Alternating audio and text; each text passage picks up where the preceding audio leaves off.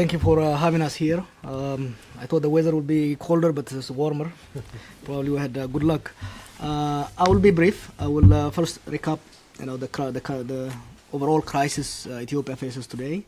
Then I will go into what I believe would be a solution moving forward.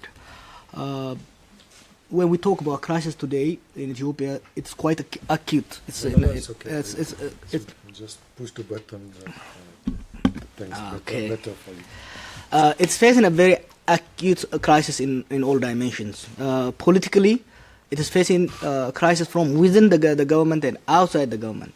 Outside, the population has become ungovernable. The legitimacy of the government and also the ability to impose fear that helps dictators survive is no longer there.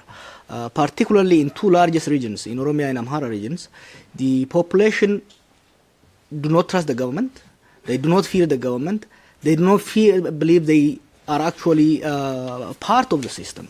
And when we go to inside the government, the party itself admits that it has no unity. It has no leadership. There is a prime minister, but anybody who follows Ethiopian politics today will tell you the guy has no power, has no control. It's a mess. As Gail was speaking earlier, they ruled that country for 27 years through a coalition of four parties. For most of those years, they were able to impose a centralized control over the country and over the party. The party used to speak in one voice. Now the party doesn't speak in one voice. The party has split between those who want to embrace reform and change and those who want to keep the old track of controlling the system. So the political crisis has created a security crisis. We are talking about a country where two regional states, two provinces of the country, have engaged in open war. The Somali and the Oromia regional states have engaged in open war that has resulted in deaths of thousands of people and displacement of almost 1 million people. This is a federal government where two federal entities, as if they are two foreign or neighboring countries, have engaged in a war. The state security apparatus is no longer in tandem. They are no longer working together. The state security or the provincial security and the federal security have engaged in a number of times in open clashes where people have died. So the possibility of the security apparatus, the military itself disintegrating is quite serious. More dangerous is also the economy. Ethiopia, although most people probably do not benefit, Ethiopia had an impressive economic growth over the last 10-15 years, but now that growth has been halted because the protests over the last 3 years have resulted in a reduced trade volume and a reduced foreign direct investment. As a result, right now, the economy is in shambles. The government started a number of mega projects, and financing those projects have become really difficult. And the foreign currency shortage is as acute as any other problem. So when you combine the political, the economic, and the security crisis, the thing we propose here, the people in a lot of Ethiopians' mind today, they fear that the state, not only the regime, the state could itself disintegrate is quite real. The government is not in control and is not also willing to move on a path to reform. I propose an approach that probably will avert not only the collapse but also open towards democratic transition. A two-way or a multi-track dialogue is needed. The first is internal dialogue, the second is external. Internal within the ruling party, within the existing regime, external with the opposition. Internally, as I said earlier, the party is no longer one. The party is now 4 different parties, even multiple factions competing. So instead of trying to reimpose the democratic centralism approach, they need to liberalize the political discourse within the party itself. Most importantly, they need to let the state structures function. The constitution is quite beautiful, but they need to let the constitution work. That means the legislative, the parliament need to be allowed to debate policies, debate laws. And we have seen over the last couple of weeks, when they're given opportunity or when they push back and fight, they can actually produce the kind of solution that is needed. They need to let the parliament debate. For example, Israel talked about the multiple repressive laws. The parliament should be discussing and debating and repealing those laws. And also, Ethiopia is a federal state. But the power has been extremely concentrated in the hand of the federal authorities. They need to let the federal states exercise the kind of autonomy granted to them by the Constitution.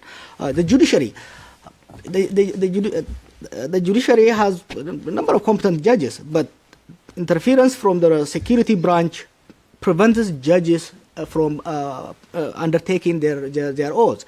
So the judiciary should be allowed to undertake its job. If you allow this kind of internal political liberalization, you need to simultaneously also allow external dialogue. Ethiopia has pretty much no opposition right now because almost all significant opposition leaders are in jail or exiled. And what they need to do is they need to open up dialogue and negotiation on the rule of the game, on how to transition to an open democracy with the opposition. Of course, to do that, you have to first release them. And the announcement by the Prime Minister and the ruling party about a week ago, to release the political leaders and political prisoners is actually a good one. And it is welcomed by most of Ethiopians.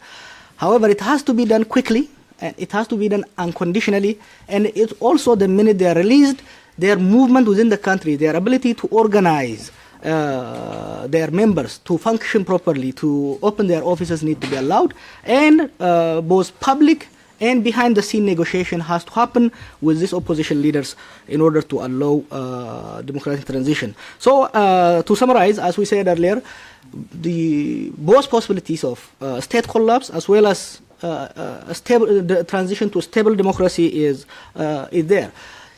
State collapse will happen if the government is continue to resort to violence, resort to force to solve political crisis. As Gail earlier mentioned about this national security document, for first time it admits that the country is facing serious crisis, and the problem is mostly a problem of politics. But their prescription is not political solution. They want to resolve a political crisis through military solution, and that approach does not work. Their argument is we need first to stabilize the country so that there will be a stable condition for negotiation and dialogue. But the more violence you use, the more violence you will invite. The prospect for democratic transition is quite brighter today than probably 2 years ago or 3 years ago for multiple reasons. The opposition or the protest or the resistance, those who seek change, have remained non-violent, which is quite interesting. For most, in Africa and in a number of developing countries, when a state resorted to violence, a response from the youth often is to resort to violence as well. What we have seen with Oromo protests and other protests in Ethiopia is these young people who make up 70% of the population, who are unemployed and who are angry, have resisted the temptation to engage in violence. They have resisted the government's pressure to push them into the jungle, into picking up the gun. And instead, they have relied on a very sophisticated and a very promising non-violent resistance. And of course, as multiple studies show, a non-violent movement has a better chance of producing democracy than a violent or an armed struggle. But another important development that makes us hopeful about democratic transition is an emergence of a reformist elements within the ruling party itself. A number of individuals and also factions have openly called for opening the political space for multiple voices. Particularly in Oromia, the current governor and his team have liberalized the political space despite the heavy presence of the military. And having those kind of allies within the government will help those who seek democratic change to exert both external and internal pressure. Towards this, I think particularly the Western governments, the US and Europe, their interest in Ethiopia is very clear. They want Ethiopia to be stable and secure so that it can play a stabilizing role in the Horn of Africa region. Fine and well. If that is the case, their choice is is very simple. If they support forces that seek transition to an open democracy, a democratic Ethiopia will be a stable Ethiopia, and a stable Ethiopia could be a stabilizing force in the region.